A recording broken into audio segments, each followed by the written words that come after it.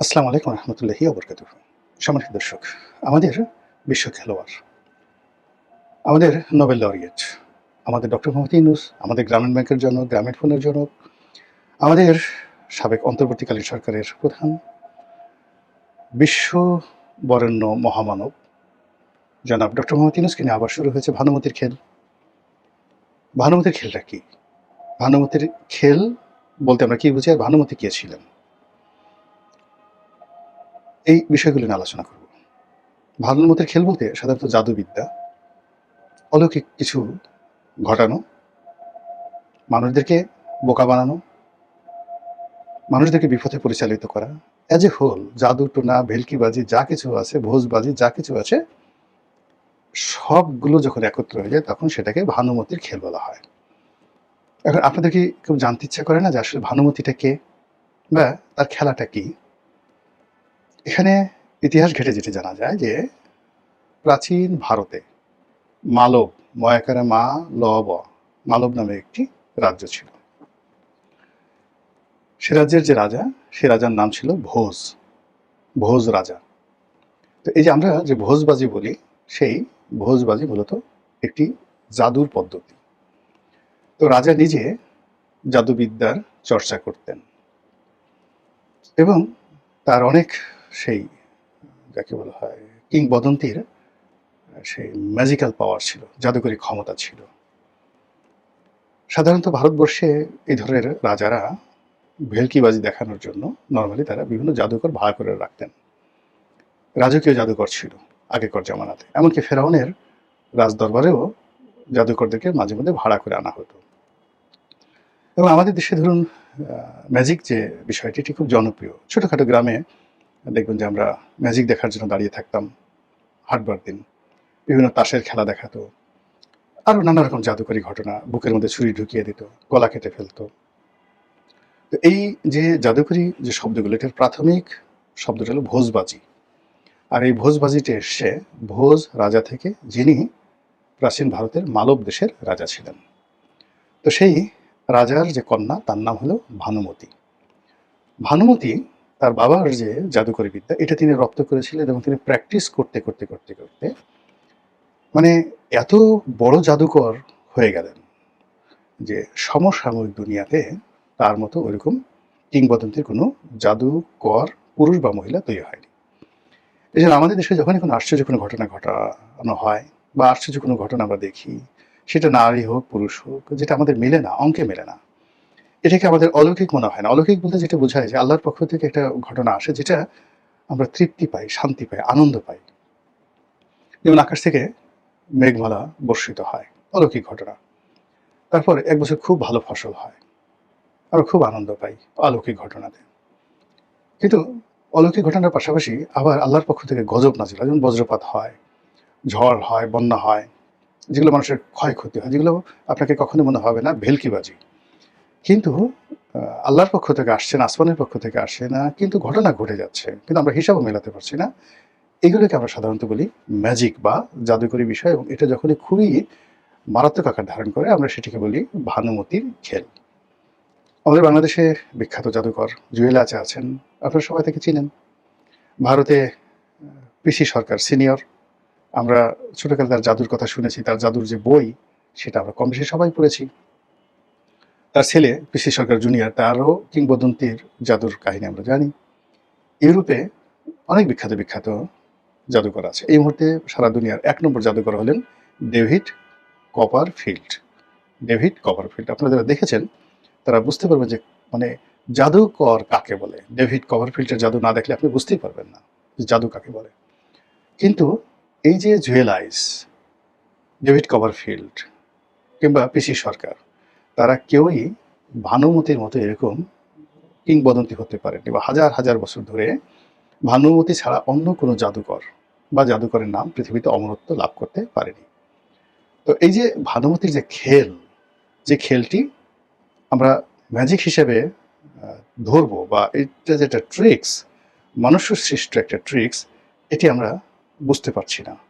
বুঝতে না পারার কারণেই যখন আমাদের এই সমাজে কোনো ঘটনা ঘটে সেটাকে আমরা ভানুমতির খেল বলি। যেমন ধরুন ডক্টর মোহাম্মদ ইউনূস কীভাবে হঠাৎ করে প্রধান উপদেষ্টা হয়ে গেলেন। এটা ভানুমতির খেল ছিল। আমরা এখনো পর্যন্ত বিশ্বাসও করতে পারছি না, বলতেও পারছি না, ব্যাখ্যাও করতে পারছি না। তারা মানে নাহিদ, সার্জিস, তারপরে হাসনাত আবদুল্লাহ, তারপর সেনাপ্রধান, মানে ক্যান্টনমেন্টে বৈঠকে বসে বা কি এক বিশ্ববিদ্যালয়ের অধ্যাপক তার বাসায় বসে কিংবা বিভিন্ন পরামর্শ করে কিভাবে যে ডক্টর ইউনূসকে তারা মনোনয়ন দিলেন, কিভাবে তিনি এলেন, কিভাবে তিনি ক্ষমতায় বসলেন, মানে এটা আমাদের কাছে মনে হচ্ছে এ যুগের একটা ভানুমতির খেল। আমরা এটা বুঝতে পারছি না। এরপর আবার কি করে সেই সরকার শপথ নিল, কি করে সেই উপদেষ্টা মণ্ডলীরা সেখানে অন্তর্ভুক্ত হলেন, কার কি যোগ্যতা বলে সেখানে উপদেষ্টা হলেন, তারপর আবার ডক্টর মোহাম্মদ ইউনূসের উপদেষ্টা হলেন, ব্যক্তিগত সহকারী হলেন। এই জিনিসগুলো আমাদের কাছে একটা ভানুমতির খেলের মতো মনে হলো। তো খেলতে খেলতে উনি এতটা পরিপক্কতা অর্জন করে ফেলেছিলেন যে দেশ রসাতলে যাচ্ছিল, আইনশৃঙ্খলা রসাতলে যাচ্ছিল, একটার পর একটা বিপর্যয় ঘটে যাচ্ছিল। কিন্তু আমরা ভানুমতির খেল সম্পর্কে আমাদের যে আগ্রহ, আমাদের যে উদ্দীপনা এবং আমাদের যে বিস্ময়কর যাকে বলা হয় অপেক্ষা, দেখি আর কি হয়, দেখি আর কি করতে পারে, এই জিনিসগুলো শেষ হচ্ছিল না। আমরা ধরে নিয়েছিলাম উনি আর যাবেনই না, উনি সারা জীবন থাকবেন, ৫ বছর থাকবেন, ৫০ বছর থাকবেন, ওনার মরা ছাড়া ওনার আর কোনো গতি নাই। আমরা তখন তাকে নিয়ে ওয়াজ তৈরি করলাম, অনেকে গান বানালো, অনেকে বলার চেষ্টা করলো যে স্বয়ং আল্লাহ এই লোকটাকে বাংলাদেশে পাঠিয়েছে। এই ধরনের কথাবার্তা যখন খুব চলছিল বাংলাদেশে, ভীষণভাবে চলছিল, ঠিক সেই সময় আবার শুরু হলো ভানুমতির খেল। অলনে ছাড়েন, দেখলাম যে তিনি লন্ডন চলে গেলেন। ভানুমতির খেলের মধ্যে তিনি তারেক রহমান সাহেবের কাছে অনেকটা আত্মসমর্পণ করলেন এবং তিনি লন্ডন গিয়ে প্রচুর অপমান হয়েছেন। তাকে যে গালাগাল করেছে আওয়ামী লীগের লোকজন, যেভাবে ম্যাটিকুলাসলি তার হোটেলের সামনে তার লোকজনকে ধাওয়া দিছে। আরেকটু হলে তো ওই যে তার এক লোক নতুন বোধহয় লন্ডন থেকে নতুন জুতা কিনেছে, নতুন কোট পরেছে, চোরের মতো যাচ্ছিল আর বারবার তাকাচ্ছিল। হঠাৎ করে পিছন থেকে কেউ যেন বলে উঠছে ধর ধর ধর, অমনি ভয়ে আরেকটু স্লিপ খেয়ে সেই লোকটা পড়ে যাচ্ছিল, মাথা ফেটে যেত আরেকটু হলে। তো এরকম ঘটনা। এরপরে কি একটা গাড়িতে ইউনূসের বিরুদ্ধে একটা সেই ডিজিটাল ব্যানার তৈরি করে টেলিভিশনের মাধ্যমে সেই করে সেই তার হোটেলের সামনে বারবার শুধু সেটা একটা জীবন্ত টিভি হিসেবে সেটা চালাচ্ছিল।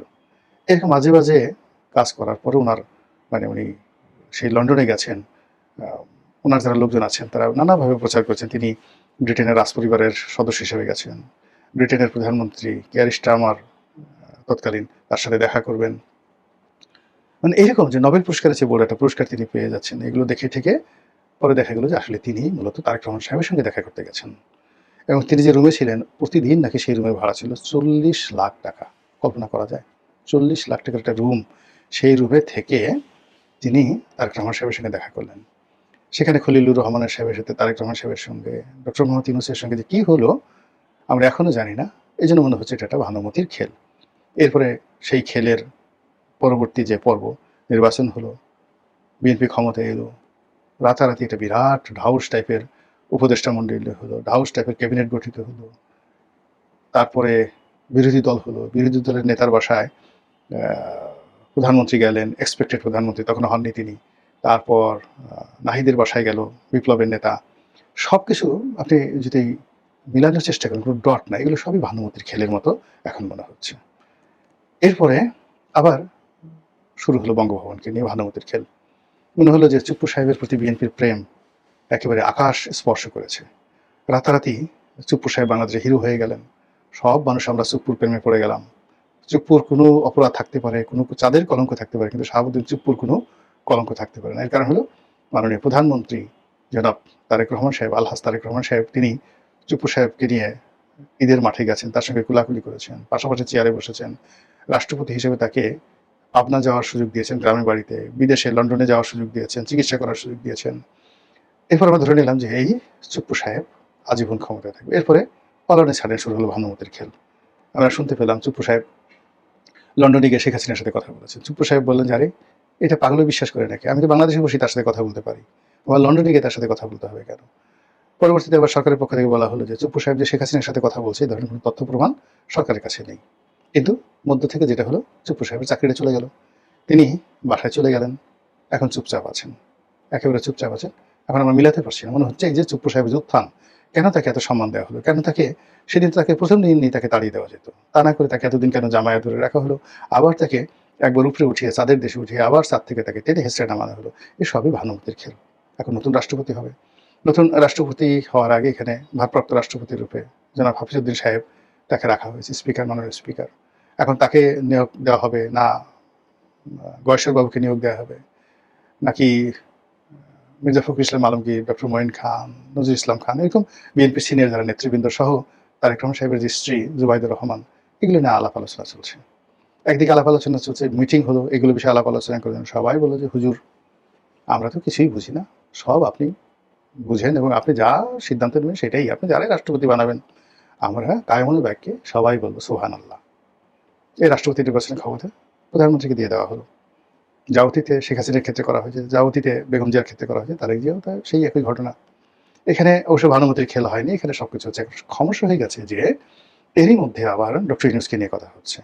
আবার সেই শেখ হাসিনার জমানাতে যেভাবে আমরা ডক্টর মোহাম্মদ ইউনূসকে নিয়ে একটা ন্যারেটিভ তৈরি করতাম, উনি খুব ভালো মানুষ, তার বিশাল আন্তর্জাতিক কানেকশন আছে, তার কথায় ইউরোপ আমেরিকা ঘুরে এবং সে যদি রাষ্ট্রীয় ক্ষমতা আসে বস্তা ভরে ভরে টাকা বাংলাদেশে আসবে, এবং তিনি নিজেও ক্ষমতায় এসে প্রথম ওই ধরনের কথাবার্তা বলেছেন যে এখন আমাদের আমরা কোনো দেশে যাবো না, সবাই আমাদের কাছে আসবে, আমরা চাকরি চাইবো না, চাকরি আমরা দেবো, আমরা ব্যবসা সৃষ্টি করবো, এবং মানে 3-0 থিওরি তিনি বাংলাদেশে অক্ষরে অক্ষরে পালন করে ছাড়বেন।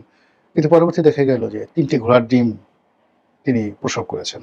আমরা আসলে তার জমানাতে ওইভাবে কোনো কিছু খুঁজে পাইনি। পুরো তার যে জমানাটা, এটাকে আমাদের কাছে মনে হয়েছে একটা ভানুমতির খেল।